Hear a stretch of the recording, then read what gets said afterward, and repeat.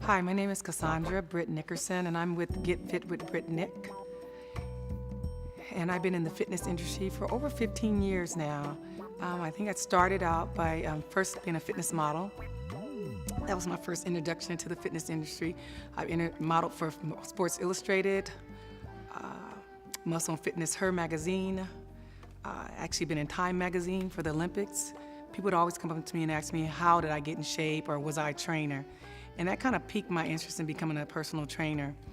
I'm also in law enforcement as well, so this is not my primary job as a trainer. It's just actually a hobby, my secondary job that I love doing. I just have a passion for it. I work with this company called Pro Camp, and it trained a lot of professional athletes, mainly hockey players. But then at that time I got pregnant, and I'm like, okay, I gotta figure out something. I started building my own home gym. And in doing so, I just started eventually training people, and that's how I started up my own business. I met CJ because we work together actually in law enforcement, and we have what we call at my job something like a lose weight contest that to get people healthy. And so with the direction of me and CJ, we won about $20,000 2 years in a row to sponsor a team and to get them in shape, and they lost a lot of weight. How I got involved with Battle of the Bulge is by CJ as well. He asked me if there's something I'd be willing to do, and I said, like I said, sure, why not? You know, this is more of a passion of mine. Of course, yes, I make money doing it as well, but I really just love seeing people transform their bodies. She was about 60 pounds overweight, and she asked me, hey, could you get me in shape? She was 60 years of age. And I thought to myself, okay, and she moved real slow. I'm like, what am I gonna do with her? She lost about 40 pounds right off the back within 3 months. We put her on a meal plan, we got her moving, and by the end of it, she was boxing, she was moving. She could out-exercise any of my young people. I would bring her in and have them work out and have them come early so they could see her boxing and moving at 60-something years of age, and here they are 20-something, and you got the 60-year-old lady, moving at much swifter pace than they were. And I trained Mimi for almost 10 years. She ended up eventually passing away from a brain tumor, but I trained her, and she's touched my heart. I will never forget her, and just, the spirit she brought to my workouts. We had an obstacle course for the people, the contestants that wanted to be a part of the Battle of the Bulge, and it was very, very emotional because a lot of the people that were there, I don't realize they didn't think they had it in them, and that obstacle course really, really pushed them to their limits. And I think that's the thing about training. When you break through, when you see the person get a breakthrough, the realization either that they can do this, or either that, oh my God, I'm so out of shape. Whether either or, it's still a breakthrough, and it causes them to wake up. It touches people, and I think when you are able to tap in to that, I think that's amazing. With training, I think that's what you do as well. I mean, you're not only just training a person. I mean, you're dealing with their lives. They tell you all their problems, what's going on with their kids. I mean, you really make a connection. And then when you see a person overcome those things of just losing weight or just even health issues, it really, it touches you. And I think that's the bond you build with clients. You have to stay organized. I think the biggest key for me is just being an organized person and just learn to cut out things that are not important. I don't have to sit and watch a reality TV show. I got my own reality that I'm living, and that's just taking care of me, being a mom and a wife, and having a career, and then training people as well. I always tell my daughter, a minute of pain is a lifetime of gain. And so sometimes at 4:30 in the morning, I'm at the gym training myself. Sometimes we have excuses, or we just don't want to face the reality.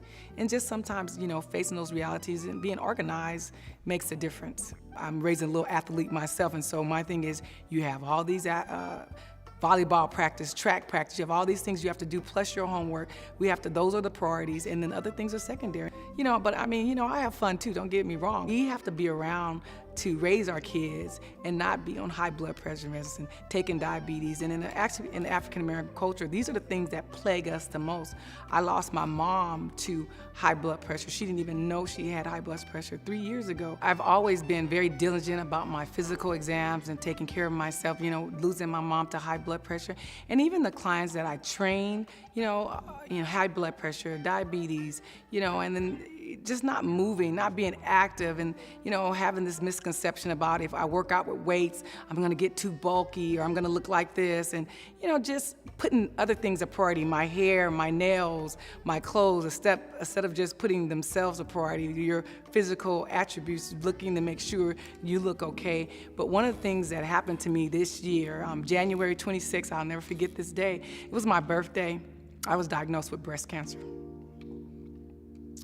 And it's been a wake-up call for me. And I'm living that life right now. Excuse me, I don't mean to get emotional, but it's scary. It's a very scary disease. And I never would have thought, as healthy as I am and the way I eat, that I would have been diagnosed with such a serious disease. 1 in every 9 person will be diagnosed with breast cancer this year. Although it is treatable and there are cures, but we have to be very diligent in taking care of our health. I found it on a mammogram. I have my mammograms every year, and they found it on the mammogram. It wasn't a lump. It's nothing that they could have caught through self-examination. It was in my ductal. It's like, why me? Do I want that to be my testimony? No, I don't. Who wants to go through something like that? But am I gonna fight? Yes, I'm gonna fight. I have 2 small, gorgeous children and a family and children to raise to stay in this fight, and I'm gonna do everything that I can to make sure I beat this disease and make people aware that it doesn't discriminate. Breast cancer does not discriminate, and you don't never know where you might be when that happens. I gave myself that day to feel sorry for myself, and after that day I said, never again. I'm not gonna feel sorry for myself another day. I'm gonna get up and I'm gonna carry on as business as usual as I can, and I'm gonna just try to put the best face on that I can. I spend 3 to 4 hours in chemo, and it takes a toll on my body. And I always say, here I am, this strong person, but this chemo is wearing me down. My legs feel like they weigh 100 pounds a piece some days, and I get tired like I normally don't get tired. I lost all my hair. I have no hair under here. I'm not bold enough to sit here before you with a bald head, but maybe next tape you might see that bald head. This too shall pass, as they say.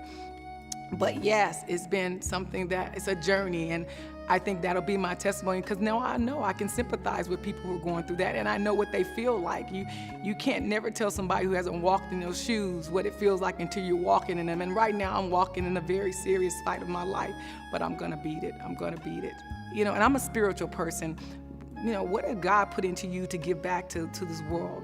He gives us gifts, and we have to share those gifts, because it's not always about what you're gonna get back. It's just giving that gift and sharing it. And so, what is your legacy gonna be, And I want that to be my legacy, that I was a giving person, and I know CJ is too, and I think that all the other trainers are as well. So I'm just thankful and I'm grateful that I'm a part of this team.